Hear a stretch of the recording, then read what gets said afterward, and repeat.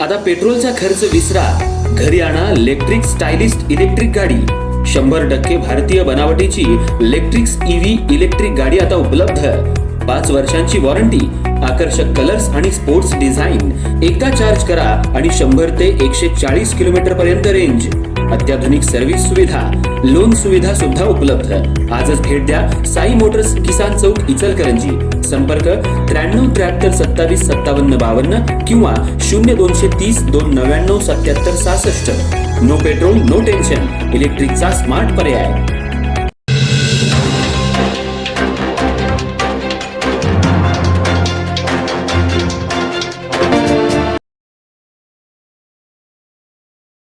इचलकरंजी महानगरपालिकेच्या सर्वसाधारण सभेत गदारोळ, ई बस स्थानक, फेरीवाल्यांचं पुनर्वसन आणि थेट प्रक्षेपणावरून विरोधक आक्रमक।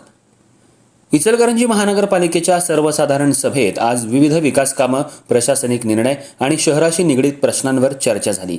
तब्बल 67 विषय सभेपुढे मांडण्यात आले होते। काही विषयांना मंजुरी देण्यात आली तर काही विषयांवर सखोल चर्चा झाली। मात्र ई बस स्थानक उभारणी, फेरीवाल्यांचं पुनर्वसन, सभेचे थेट प्रक्षेपण मध्येच बंद पडणं आणि शहरातील डिजिटल बॅनर या मुद्द्यांवरून सभागृहात सत्ताधारी आणि विरोधक आमने-सामने आल्याचं चित्र पाहायला मिळालं। काही वेळ सभागृहात तणावाचं वातावरण निर्माण झालं असून विरोधी नगरसेवकांनी प्रशासन आणि सत्ताधाऱ्यांवर प्रश्नांची सरबत्ती केली। सभेच्या सुरुवातीला नियमित विषयांवर चर्चा सुरू असताना शहरात आधुनिक सार्वजनिक वाहतूक व्यवस्था उभारण्याच्या दृष्टीनं हा महत्त्वाचा निर्णय मानला जात असला तरी या प्रकल्पामुळे सध्या त्या परिसरात व्यवसाय करणाऱ्या फेरीवाल्यांचं पुनर्वसन कुठं आणि कशा पद्धतीनं होणार हा मुख्य प्रश्न विरोधकांनी उपस्थित केला। विरोधी पक्षाचे नगरसेवक उदय पाटील, संजय तेलनाडे, मदन करंडे आणि रणजित जाधव यांनी प्रशासनाकडे पुनर्वसनाचा स्पष्ट आराखडा मांडण्याची मागणी केली। फेरीवाल्यांचं रोजगार आणि उदरनिर्वाह धोक्यात येणार नाही याची खात्री देण्याची मागणी करत याच दरम्यान सभागृहातील वातावरण अधिक तापलं।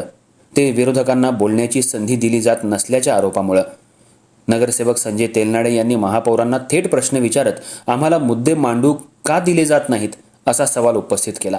त्यानंतर काही विरोधी नगरसेवकांनी महापौरांच्या दालनासमोर जाऊन निषेध नोंदवत सभागृहातील लोकशाही प्रक्रियेवर प्रश्नचिन्ह उपस्थित केलं।